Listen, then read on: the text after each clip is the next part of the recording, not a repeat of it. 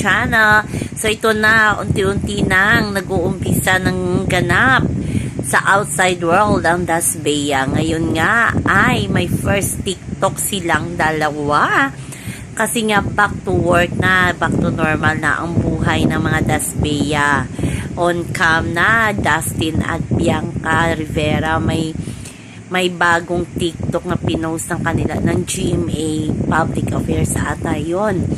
At may guesting sila ngayon sa Kapamilya Chat. Kaya abangan natin yan. So, kinilig naman at hindi naman makatulong mga Dasbea fans.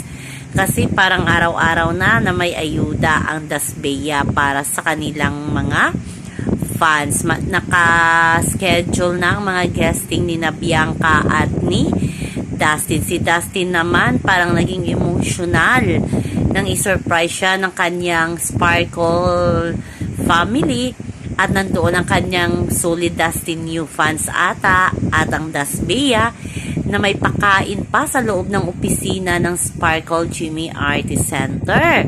So, parang emotional at malaki ang papasalamat ni Dustin sa kanyang mga tagahanga sa pagsuporta sa kanya. Si Bianca naman ay winelcome na ng kanyang Star Music family.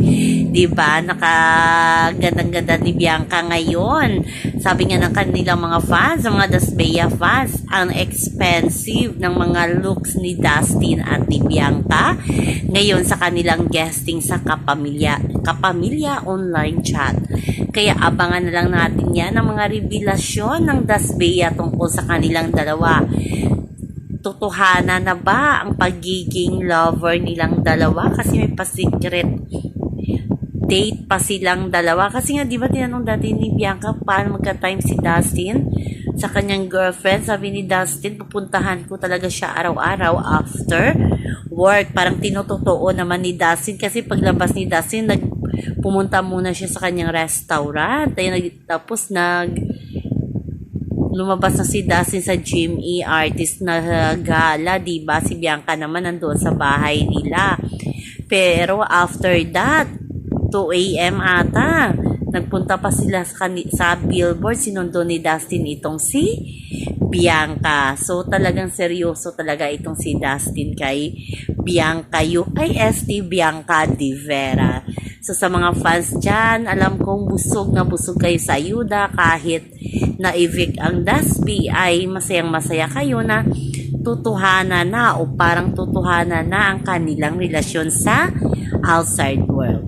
So, yan lang po guys ang ating update sa ngayon. So, abangan natin live ang Dasbea sa Kapamilya online chat. Please like, share, and subscribe my channel para mag-update kayo sa mga bago kong upload. Ayan, always remember, wag po tayong paka-stress.